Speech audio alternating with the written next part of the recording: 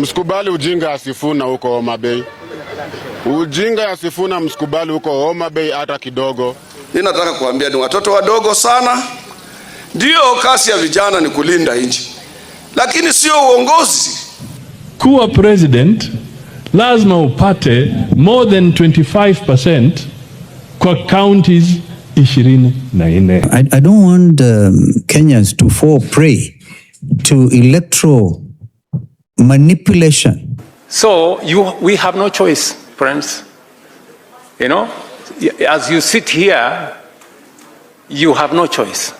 Je, lugha ya kisiasa nchini Kenya inaanza kubadilika tunapoelekea mwaka 2027? Manake kwa siku za hivi karibuni tumeshuhudia kauli kali zikielekezwa kwa viongozi wa upinzani, huku upande mwingine ukisisitiza nguvu ya broad based government na kura zilizopatikana mwaka 2022. Lakini swali kubwa ni hili: kwa nini majina ya Edwin Sifuna, William Ruto, Francis Atwoli, Musalia Mudavadi na Kalonzo Musyoka yanaendelea kujitokeza katika mjadala huu? Na je, hizi ni kauli za kawaida tu za kisiasa au zinaonyesha kwamba mapambano ya kisiasa kuelekea mwaka 2027 tayari yameanza kuchukua sura mpya? Leo hapa Mizuka Media tutaangalia video 5, kauli 5 na ujumbe unaojificha nyuma yake, na mwisho wa video hii utakuwa umeona picha kubwa kuliko clip moja moja tu. Kwenye video hii kijana ambaye ni mfuasi wa Tutam anaonekana akizungumza kuhusu Edwin Sifuna na siasa za Homa Bay. Katika kauli zake anasema Sifuna ni kijana mdogo na anatumia lugha kali kuelezea namna anavyoona kijana huyo anapaswa kudhibitiwa kisiasa. Hii ndio sehemu iliyozua mjadala mkubwa zaidi, kwa sababu hapa mjadala hauishii kwa Sifuna pekee,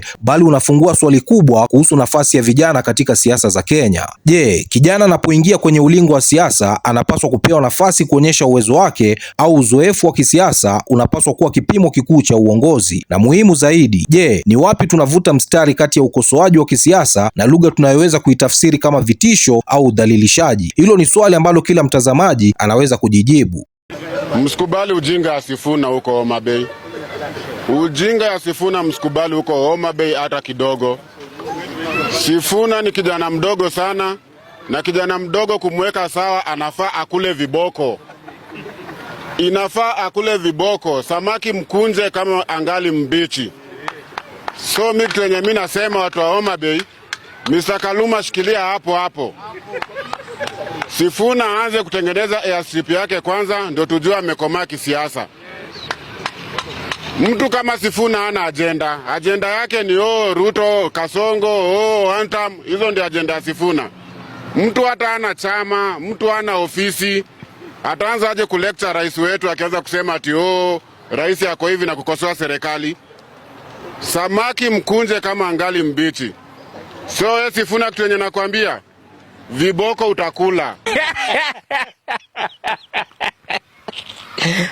Lakini video hii haikuishia hapo tu, kwa sababu muda mfupi baadaye jina la Sifuna liliibuka tena. Safari hii tunamsikia Francis Atwoli akizungumza kuhusu Edwin Sifuna na kizazi cha viongozi vijana. Ujumbe wake unajikita kwenye hoja kwamba vijana wanapaswa kufanya kazi fulani tu na kwamba Linda Mwananchi inapaswa kujihusisha na majukumu fulani, huku akitilia shaka ajenda ya baadhi ya viongozi vijana. Sasa angalia connection. Video ya kwanza, Sifuna ni kijana. Video ya pili, vijana hawana ajenda. Na hapa ndipo mjadala unakuwa mkubwa zaidi, kwa sababu swali si kuhusu Sifuna pekee, ni kuhusu kizazi kizima cha viongozi vijana. Je, vijana wa Kenya wanapewa nafasi ya kutosha katika siasa, au bado kuna mtazamo kwamba uzoefu wa miaka mingi ndio unaamua nani anafaa kuwa kiongozi? Na kwa upande mwingine, viongozi vijana wanapaswa kujibu swali gani? Je, wana ajenda gani? Kwa sababu kuwa kijana pekee hakutoshi, lakini pia kuwa mzoefu pekee hakumaanishi moja kwa moja kwamba una suluhisho la matatizo ya nchi. Ninataka kuambia ni watoto wadogo sana. Ndio kasi ya vijana ni kulinda nchi, lakini sio uongozi. Vijana ni kuingia kwa majeshi, kwa polisi walinde nchi, na wasituambie wanataka kuwa viongozi. Tutaonyesha kilichomfanya punda asimee pembe ya kila kitu. Ukiona wakihutubia mikutano yao hawana sera, hawasemi watafanya nini, watasema one term. One term itakusaidia nini wewe? Na wewe ukichaguliwa uambie utakuwa one term, utafurahia? Sisi tuko sawa sawa, na ninataka kuambia watu wa press, hao wa vijana waheshimu watu. wanaenda kwa wazee wengine huko kwetu, hata kama mvua inanyesha, mpaka huyo mzee ambiwe, wewe rudi ndani ya nyumba, mvua itakunyeshea. Wanaweka hao wazee kwa television kusema, oh, sisi tunaunga hao vijana mkono. Unamuunga na umjua ametumwa na nani? Shenzi sana wewe mzee, shenzi sana. Wewe ujui huyu kijana ametumwa na nani? Oje, mimi nasikia mwingine mkora mwingine yuko huko kwetu anatangaza kwa hiyo mkutano ati Gachagua anasema huyu kijana yenu Sifuna ndiye atakuwa yeye atamuunga mkono. Unaona hiyo ukora? Gachagua mwenyewe anataka kiti, atawacha mtu mwingine achukue hiyo kiti. Gachagua ana njaa, anaweza huwa mtu kwa hiyo kiti. Hata watu wa polisi muwe careful, don't give Gachagua information because he misuses that information, na atafanya wale wako katika polisi vijana wetu wafutwe kazi.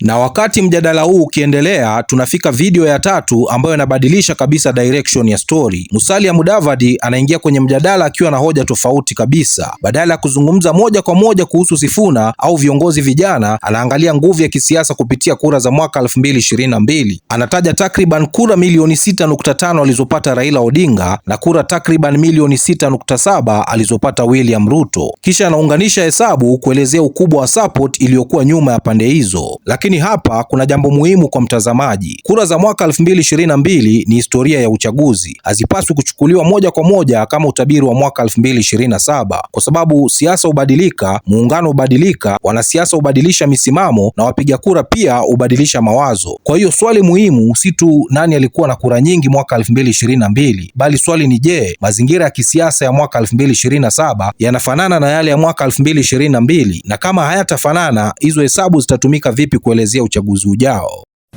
Kuwa president lazima upate more than 25% kwa counties 24.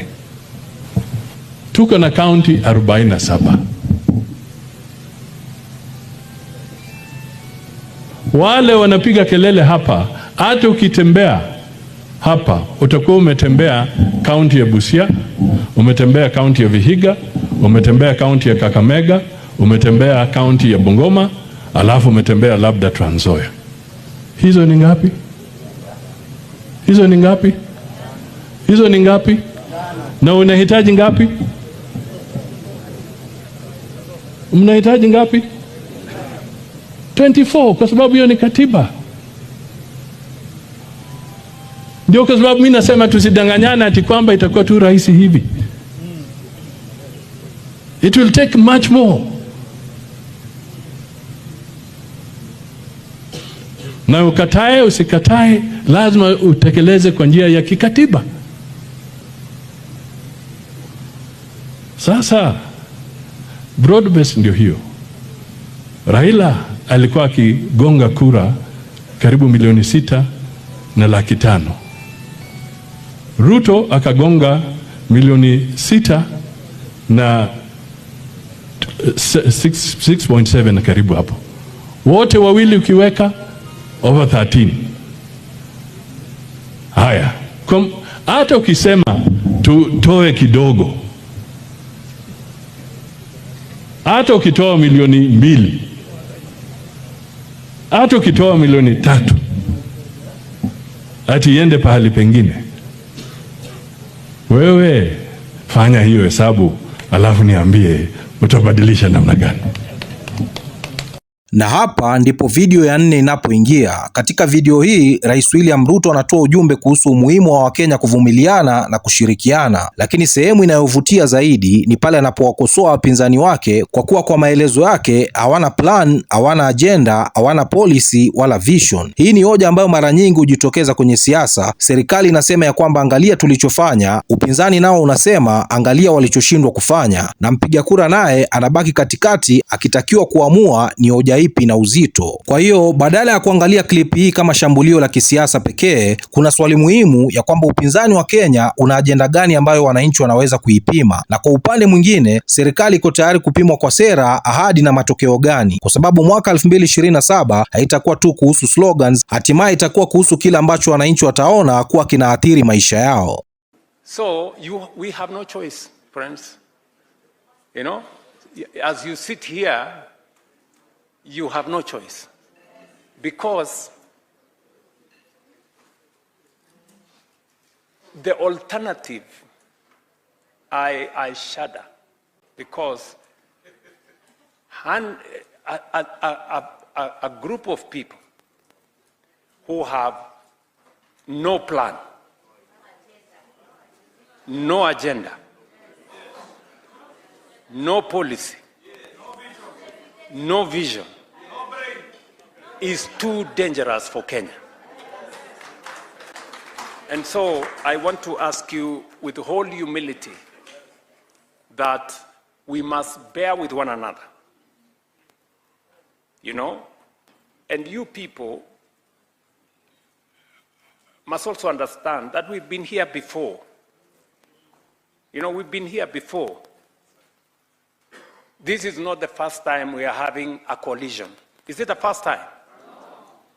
Azimio was a collision, wasn't it? Kenya Kwanza was a collision, wasn't it? So, what is the problem? Shida iko wapi sasa? Broad-based collision, kwani itakuwa iko miujiza ingine? Si tutafanya tu collision vile tulifanya zile zingine? Na tutaelewana vile tutatembea pamoja? Kwa hivyo, watu watoe wasiwasi bana. Sisi ndio mafundi wa hii maneno. Na tuko na mafundi wa kutosha, tutaunda hii kitu na itakuwa serikali. Na tutasonga mbele kwa pamoja. Nyinyi mnanielewa? Kuna maneno tutasema hapo baadaye. Wakati hawa watu wa cameras watakuwa Lakini kuna video moja zaidi, na hii inagusa eneo ambalo linaweza kuwa muhimu sana kwenye uchaguzi wote, ambalo ni opinion polls. Kalonzo Musyoka anatoa madai mazito kuhusu kampuni za opinion polls. Anadai kwamba baadhi ya polling firms zinatumiwa kusaidia maslahi fulani ya kisiasa na kwamba baadhi yao wako kwenye payroll ya interest fulani. Haya ni madai ya kisiasa na ni muhimu kuyatenganisha na ukweli uliothibitishwa, kwa sababu opinion polls zinaweza kuwa na nguvu kubwa katika kutengeneza perception. Ukiambiwa candidate fulani anaongoza, baadhi ya watu wanaweza kuanza kuamini kwamba tayari ana momentum. Ukiambiwa mwingine yuko nyuma, wengine wanaweza kuanza kuona kampeni yake kama iliyoshindwa kabla hata uchaguzi haujafika. Lakini swali muhimu ni, poli hiyo ilifanywa na nani? Sample size ilikuwa gani? Methodology ilikuwa ipi? Swali liliulizwa kwa namna gani? Na zaidi ya yote, je, data hiyo inaweza kuthibitishwa? Kwa hiyo unapokutana na poli yoyote kwenye social media, usiangalie headline pekee. Angalia chanzo, angalia methodology, angalia tarehe, na ujiulize kama kweli data hiyo inaeleza ukweli wa kile kinachoendelea ground kwa sasa. About this opinion polls. I don't want Kenyans to fall prey to electoral manipulation. Remember, there's a third player called the intelligence community, which in order to help William Ruto may want to put up certain numbers. Okay. However, I've been at it. I remember Stedman that time and others, right? This time we are not leaving anything to chance. Actually, in rescuing this nation, we're not even going to take prisoners. It is scorched earth approach, not physically, but mentally. But we're going to make sure that whatever it takes, even those who believe in manipulation will be there with them. Those who want to, remember we used to say, wakihesabu, tunahesabu. Wakipeleka hivi tunapeleka, wakitangaza tunatangaza. But my question to you, this time no manipulation, not by opinion posters, some of whom we know under the payroll of the system. But that's okay. That is okay. Would you support Sifuna if he is picked as the opposition candidate, not just Sifuna, by the way. You are his running mate? I have demonstrated Sifuna Kalonzo ticket. Listen, Philaris, I've demonstrated commitment to and believe in a national cause for the national good. All right? But you know, we live in this country as well, and we know the demographics and the fact that this is a nation of 42 communities. Yeah? And these communities, unfortunately, this is where we failed and Tanzania succeeded under Mwalimu Nyerere. Every community wants to have a stake at the table. So beyond those numbers, you must take into account those other considerations. There are communities, for example, because I've been in opposition, my supporters have been marginalized. They have been terrorized. Ukiangalia video hizi 5 kwa pamoja, kuna themes kadhaa zinajitokeza. Kwanza, kizazi kipya kinaendelea kuwa sehemu kubwa ya mjadala wa kisiasa. Pili, viongozi na wafuasi wa pande tofauti wanazidi kutumia lugha kali kuelezea wapinzani wao. Tatu, 2022 bado inatumika kama reference point kuelezea nguvu za kisiasa. 4, serikali na opposition zinaendelea kupambana kuhusu swali la nani ana ajenda bora kwa Wakenya. Na 5, opinion polls na public perceptions zinaanza kuwa sehemu muhimu ya mjadala kuelekea mwaka 2027. Lakini kuna jambo ambalo tunapaswa kulikumbuka. Video moja inaweza kuwa na nguvu, kauli moja inaweza kusambaa kwa kasi, lakini video moja haipaswi kuwa ushahidi wa kila kitu. Na kauli ya mwanasiasa si lazima iwe fact kwa sababu imetoka tu kwa podium. Hapo ndipo sisi kama watazamaji tunapaswa kuwa makini. Kwa hiyo swali letu leo ni rahisi lakini muhimu, ya kwamba unapoangalia video hizi 5 unaona nini? Je, unaona ushindani wa kawaida wa kisiasa kuelekea mwaka 2027 au unaona kwamba lugha ya kisiasa nchini Kenya inaanza kuwa kali zaidi kuliko kawaida? Na kuhusu vijana kama Edwin Sifuna, je, tatizo ni kwamba vijana hawana uzoefu au siasa za Kenya zinahitaji kizazi kipya chenye mawazo mapya? Niachie maoni yako kwenye comment section. Bwana, mimi naitwa Rich Mizuka, sauti ya vijana wa Afrika Mashariki. Namba 1 ni mimi, namba 2 ni mimi, namba 3 ni mimi, 4 na 5 na waachia nyinyi hapo. Bwana, tukutane kwenye video ijayo.